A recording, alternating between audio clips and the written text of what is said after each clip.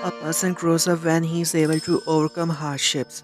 Protection is important, but there are some things that person must learn on his own. तो ये line सुनने में जितनी अच्छी लगती है उतनी ज़्यादा ये लाइफ में भी इम्पैक्टफुल है। और ये लाइन जिस एनिमे की है उसने मेरी ज़िंदगी पे बहुत ही ज़्यादा इम्पैक्ट डाला। इस एनिमे ने मेरे सोचने समझने का तरीका बदल दिया और मेरे ख्याल से जितने भी लोगों ने इसे देखा होगा उन्होंने भी ये देखने के बाद रियलाइज़ किया होगा कि इसने कितना बदलाव किया उनके अंदर। और वो एनिमे कोई और नहीं बल्कि नारुतो है। और मेरी इस बात से शायद आप लोग अग्री भी करो कि नारुतो एनिमे से आगे जाके एक लाइफ चेंजर बन चुका है। तो आज की इस वीडियो में मैं आपको उसी एक लाइफ चेंजर के बारे में बताऊंगा कि ये इतना पॉपुलर कैसे हुआ और ये इतना सक्सेसफुल क्यों है। तो अगर आप लोगों ने अभी तक नारुतो नहीं देखा है तब भी ये वीडियो आपके लिए, और अगर नारुतो देख रखा है तब भी ये वीडियो आपके लिए। तो चलिए स्टार्ट करते हैं आज की ये video. This world shall know pain.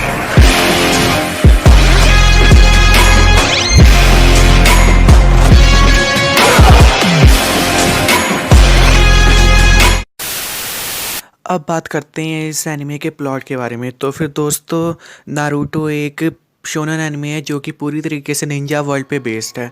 और पहले इसका मांगा आया था, फिर इसकी एनिमे सीरीज आई थी। तो एनिमे में हमें एक लड़का दिखाया जाता है जिसका नाम होता है नारुतो, और यही कैरेक्टर होता है मेन प्रोटैगनिस्ट एनिमे और मांगा दोनों का।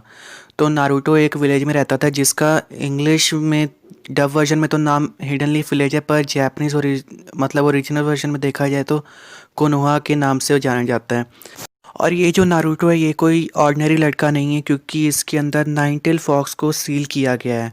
और उसकी यही एक्स्ट्रा ऑर्डिनरी होने के कारण विलेज में उससे कोई ना तो बात करता था और ना ही कोई अपने बच्चे को इसके साथ खेलने के लिए भेजता था। क्योंकि आज से करीब 12 साल पहले विलेज पे अटैक हुआ था जो कि नाइनटेल फॉक्स ने किया था। और इन लोगों को हमेशा डर लगा रहता था कि कहीं फिर से नारुतो के अंदर से नाइनटेल फॉक्स ना आ जाए और फिर से विलेज को तबाह ना कर। और दोस्तों, बाकी सब की तरह भी नारुतो का एक सपना था और वो था होकागे बनने का। और यहाँ पे होकागे का मतलब दोस्तों विलेज लीडर से है जो कि विलेज को प्रोटेक्ट करता है। और नारुतो होकागे इसलिए बनना चाहता है क्योंकि वो सबको दिखाना चाहता था कि वो भी उनकी तरह ही है, वो कुछ अलग नहीं है उनसे, उसे शैतान की तरह ट्रीट ना किया जाए। पर दोस्तों, इतना हेट्रेट सहने के बाद भी नारुतो कुछ दोस्त बना ही लेता है। और इस वीडियो में मैं फ़िलहाल आपको इतने ही बता सकता हूँ क्योंकि मेरे ख्याल से आप में ज़्यादा लोगों ने नारुतो देखा ही होगा। तो फिर अगले पॉइंट पे चलते हैं।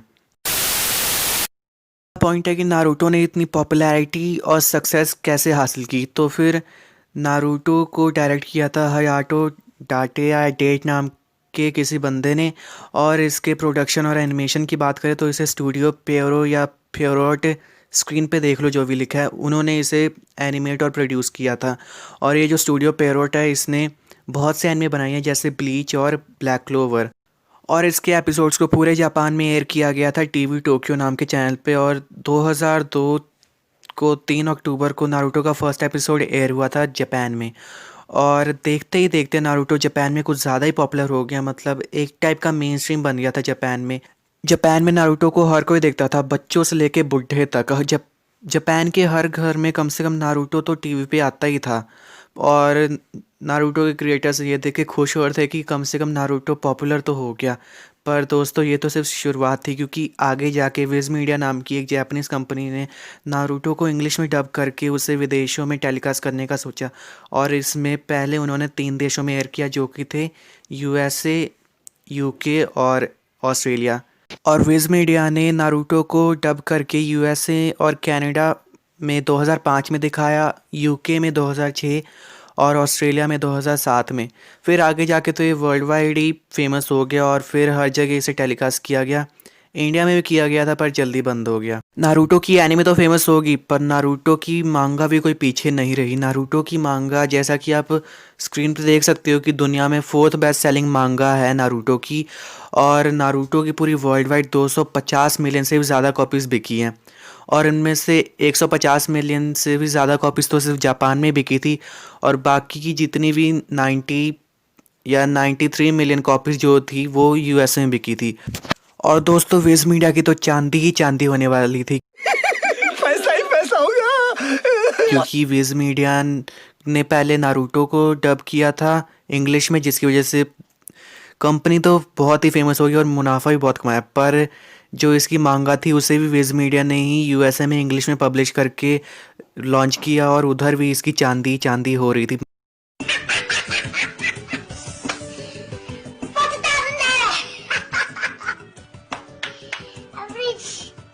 मतलब पैसे इनके पास आ ही जा रहे थे। और खैर वो तो होगी बिजनेस की बात।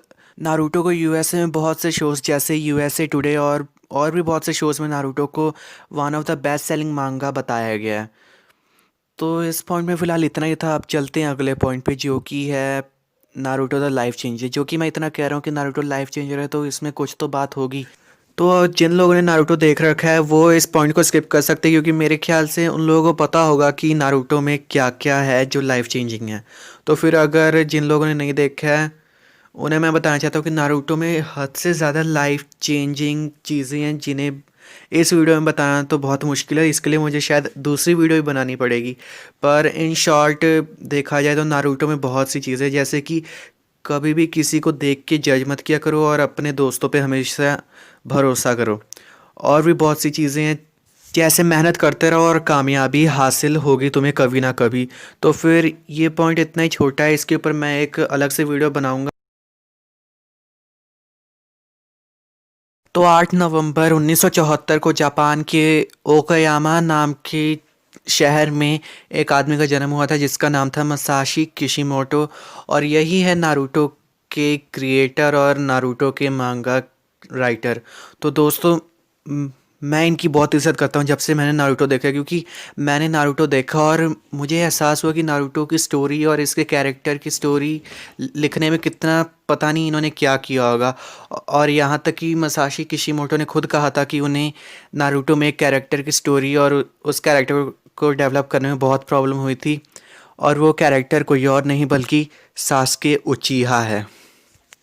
और दोस्तों मसाशी किशिमोटो को बचपन से ही एनीमे देखने का बहुत शौक था और वो बचपन में ड्रैगन बॉल और डोरेमोन जैसे एनिमे देख के उन्हें उनके कैरेक्टर्स को ड्रॉ करने की कोशिश करते थे। और बचपन में इनका इंटरेस्ट भी था मांगा पढ़ने का, पर जैसे जैसे ये हाई स्कूल तक पहुँचे तब इनका इंटरेस्ट थोड़ा सा कम होता गया। पर फिर इन्होंने एक दिन एक एनिमे थी जिसका नाम था अकीरा, उसका पोस्टर देखा और इनके अंदर फिर से जुनून जागा एनिमे और मांगा पढ़ने का। तो फिर इन्होंने फिर मांगा पढ़ना फिर से स्टार्ट किया और इन्होंने आगे जाके एक आर्ट कॉलेज में एडमिशन लिया। कि उस समय तक इन्होंने सोच लिया था कि इन्हें एक मांगा आर्टिस्ट ही बनना है। पर इनके अर्ली करियर की बात करें तो इन्होंने 1997 में एक काराकुरी नाम की एक मांगा लिखी थी जो फिर शेंशुई नाम की पब्लिशिंग कंपनी ने उसे पब्लिश किया था। और इन्हें इस मांगा के लिए बहुत से अवार्ड मिले थे और उनमें से एक अवार्ड था हॉप स्टेप अवार्ड। और फिर आगे जाके इनके बहुत से मांगा रिजेक्ट हुए थे, जिनमें से एक था स्लाइस ऑफ लाइफ मांगा जिसका नाम था मिची कौसा। और दूसरी जो मांगा थी वो एक एशियन एक्शन के ऊपर बेस होने वाली थी जिसका नाम था एशियन पंक, और वो भी इनकी रिजेक्ट होगी। फिर आगे जाके 1999 में इन्होंने नारुतो को लिखा जो कि 15 साल तक चली और जिसके 300 मिलियन से भी ज़्यादा कॉपीज़ बिकी वर्ल्ड वाइड। इन्होंने नारुतो के अलावा बोरूटो और सामुराई 8 नाम की मांगास भी लिखी हैं और इनमें से नारुतो और बोरूटो कुछ ज़्यादा ही फेमस हैं। तो मुझे पता है दोस्तों कि मेरे जैसे कुछ लोग होंगे जिन्हें शायद लगता होगा कि नारुतो कभी इंडिया में एयर हुआ ही नहीं, पर वो गलत है मेरी तरह। क्योंकि जब मैंने नारुतो देखना स्टार्ट किया तब मैंने नारुतो के ऊपर थोड़ा सा रिसर्च किया और फिर मुझे आगे जाके पता चला कि नारुतो इंडिया में आया था पर 10-12 साल पहले, और वो भी चला था सिर्फ 60 या 70 एपिसोड के लिए और आगे जाके नारुतो को भी बंद कर दिया गया। और इसका मेन कारण था लो टीआरपी, क्योंकि हम तो चूती हैं, हम तो कुछ समझेंगे नहीं। पर दोस्तों वो 10-12 साल पहले की बात थी, उस समय ज़्यादातर लोगों को एनिमे के बारे में पता भी नहीं था तो फिर टीआरपी कम आई थी। पर आज के टाइम में अगर नारुतो इंडिया में एयर होगा तो फिर मैं कह सकता हूँ कि नारुतो की टीआरपी हाई हो ही जाएगी। तो क्या नारुतो अभी इंडिया में एयर हो सकता है? तो फिर मुझे वैसे ठीक से तो पता नहीं, पर कार्टून नेटवर्क ने इसे एयर किया था और पता नहीं अभी कार्टून नेटवर्क के पास इसके राइट्स है भी या नहीं। अगर उनके पास नहीं है फिर भी हमारे पास एक ऑप्शन बचता है जो कि है डिज्नी चैनल। देखो नारुतो इंटरनेशनल देखा जाए तो डिज्नी एक्सडी पे भी एयर हुआ था। और मेरे ख्याल से अगर डिज्नी इंटरनेशनल से इसके राइट्स खरीदता है तो इन्हें सस्ते पड़ जाएंगे, तो फिर ये दिखा सकते हैं। पर पर मैं पूरी तरीके से श्योर नहीं हूँ कि ऐसा हो सकता है। तो फिर अगर यहाँ तक आप लोगों ने वीडियो देखी और वीडियो अगर अच्छी लगी हो तो फिर चैनल को सब्सक्राइब कर देना, और इस वीडियो को जितने से ज़्यादा जितने लोगों को हो सके उतने लोगों को शेयर कर देना। तो मिलते हैं अगली वीडियो में।